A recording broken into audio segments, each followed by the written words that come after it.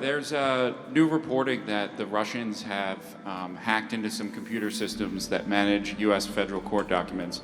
I wonder if you've seen this reporting and if you plan to bring it up with Putin when you see him later in the week. I guess I could. Are you surprised? You know, are you surprised? They hack in. That's what they do. They're good at it. We're good at it.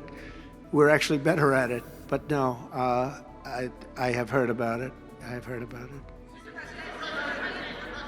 I'm suing that company, and I think they reached a settlement where we're taking the wall back. Mr. President, how were your calls this morning with European leaders, and was it your call not to invite President Zelensky to your meeting with Putin? No, just the opposite. No. We had a very good call. He was on the call. President Zelensky was on the call. I would rate it a 10, you know, very, very friendly. But we have a real problem there. They're way over budget. No, it was always going to be I was going to meet with President Putin, and then after that I'm going to call the leaders and President Zelensky. I'm going to call President Zelensky, and then I'll call, probably in that order, the leaders. There's a very good chance that we're going to have a second meeting, which will be more productive than the first, because the first is I'm going to find out where we are and what we're doing. Again, this is Biden's war. This isn't my war. He got us into this thing, and it should have never happened. This war would have never happened if I were president.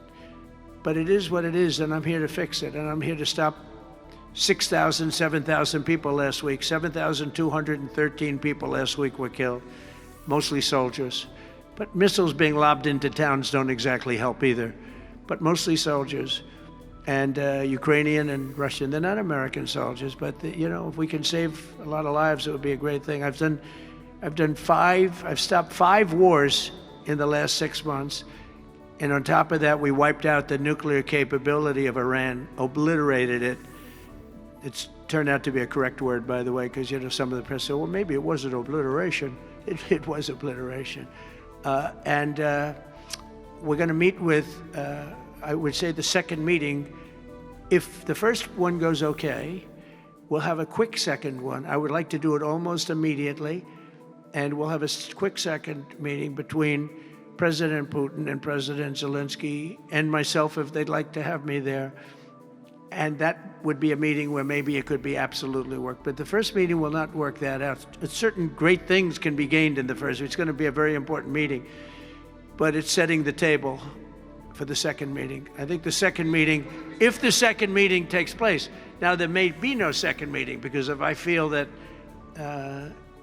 it's not appropriate to have it because I didn't get the answers that we have to have, then we're not going to have a second meeting. Thank you, sir. Thank you, sir. And what a shame that is. But that was when I first realized that these people actually want to have open borders. Please. Will Russia face any consequences if Vladimir Putin does not agree to stop the war after your meeting on Friday? Yes, they will. Yeah. What will the consequences there will be be? consequences. Sanctions, tariffs? There will be, I don't have to say, there will be very severe consequences, yes. Yeah, please.